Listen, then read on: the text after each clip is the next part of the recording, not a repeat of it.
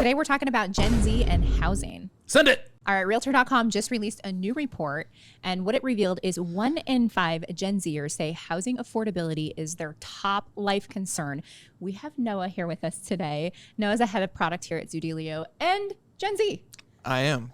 So Noah, what do you think about this headline? I think the other 4/5 haven't had to move out yet or are in college.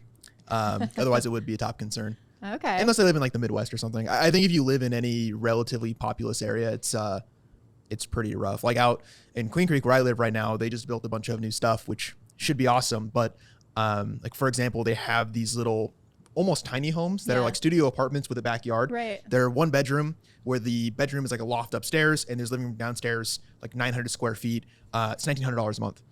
And that's what, 45 minutes outside of Phoenix. Mm-hmm. So, I mean, it's not great. Housing's rough. Wow. Yeah.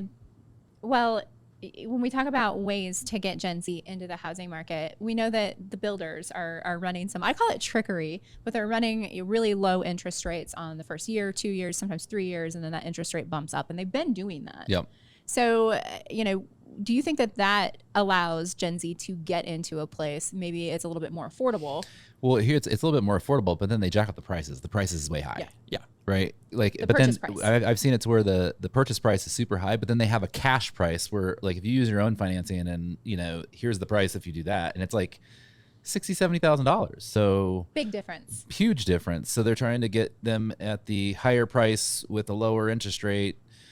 But I mean, you see the cash price and you're like, man, if I could afford that, it'd even be less of an interest or lower payment if I could get a loan at that price range.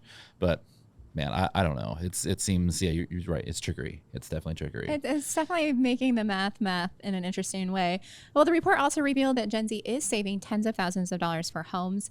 Will they ever get the keys is the question. They say that 82% say that buying a home is harder for them than past generations. Noah, does that resonate with you? Yeah, I mean, it definitely does. Speaking on what Jason just said with the prices, a lot of people my age are they're very focused on monthly payments instead of the overall cost of things. So you see, like Klarna, like rent, housing, cars. I mean, the car prices have skyrocketed, but people still buy the cars. Now they're just doing, instead of a 3-year loan, it's 96 months. Right. It's insane. And as long as the monthly amount works for them, it's great. The problem that you're going to run into, and that people do run into, is then you have an asset that you're underwater on because you bought the house above its price because the monthly payment fit. Well, what happens when you want to move? And I don't understand how these builders do that, because it's, you have in the same month, the same size property selling for $365,000 and the same size property selling for $420-something thousand. So you got these investors that are going in, they're buying these, houses at $365,000, put it on for rent, and then you have the homeowners that are going in and buying them for $420 something, and they have a bump up rate, 3-2-1 buy down or whatever. Like, how do builders get away with that? Because of their appraisal methods, they're not doing a comparative approach. They're doing a cost approach. But for me, like if I'm a new home buyer and I buy a property with one of these builders, 3-2-1 buy downs, and I pay $420,000, and then I see my neighbor just close the same house for $365,000, how am I going to feel? Yeah, it immediately devalues your home. And you mentioned nothing about investors. That's another big thing that I think a lot of Gen Zers are picking up on is there's a lot of built to rent, and there's a lot of large entities buying homes. And, the difference between, Jason and Kayla buying a rental property versus a publicly traded REIT buying a investment property is that eventually a property that a mom and pop investor buys is going to turn back into the market at some point, like very, very likely. Whereas these companies are not people, they're not a family, right? So the chance of that property turning back is just completely dependent on, does it make sense to sell the house? And when you look at it from a standpoint of someone in Gen Z, I mean, that's basically just inventory that's taken out that is never being re-entered back into the market. And it's happening more and more and more, which makes things even harder, where it's, when there are properties to buy, they're too expensive. And when nice price properties do come on the market, they immediately get gobbled up by a purchasing entity. And it's like, all right, well, I don't have $300,000 in cash to get that cash deal. What do I do, right? Right. Right. So just kind of feeling like you're locked out of the housing market a little bit. Yeah, I think that's how a lot of people feel. Yeah. Well, and I get it. I feel that way too. And I also think that household formation is being delayed because of it, which is problematic. But on the flip side, though, one of the things I've noticed about Gen Z is you're very savvy with your money and with trying other investment vehicles. So talk a little bit about like maybe what you're doing, what you're seeing your peers do when it comes to investing. What I see my peers doing is not a lot. No? Yeah. So in my opinion, either you're doing pretty much nothing, Okay. because Gen Z is still really young, or like you said, you're doing kind of things that would be seen as less traditional. So a lot of my friends, their first entrance to any sort of investing is in stuff that is like extremely risky, like meme coins. Yeah. This isn't even an investment. People try to call it investments, like literally gambling on like the presidential election or even like sports betting. Like people look at it as a form of like financial instruments, but it's just gambling. And then that will lead them into like meme coins, then maybe stock options. I've met people where their first time on the stock market is trading an option contract instead of buying a stock. Wow. Which is literally insane. But yeah. So, but because there's no, a lot of people, their first big investment or first big financial move is buying a house. That's just replaced with stocks and crypto. I mean, that's what I have. I mean, the reality is I have what most people my age 35, 50 years ago would have in home equity. I have in the S&P 500 in cryptocurrency, which is great, except I can't live in it. So, I mean, but I mean, rent prices are also lower now than like home ownership in some markets. So it's just weird. It's something new. I think another thing that plays into it that a lot of people don't think about is marriage rates are significantly lower in Gen Z.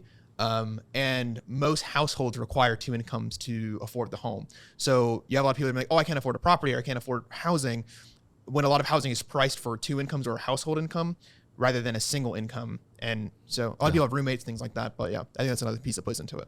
Yeah, for sure. We talk about, I think we found that when there's an online site where you can basically go in and buy a house with someone else, like a stranger, they'll like partner you. Is that something that you would ever consider? Buying a house? No, absolutely not. Renting? Yeah. Okay. That'd be fine. I have friends that have done similar with renting. That's actually common now in college areas. Like I have a friend in Florida, and he basically just signed up through a program through his college. They just pit them in a house, and every single person in the house has their own room, and they're all students at the college.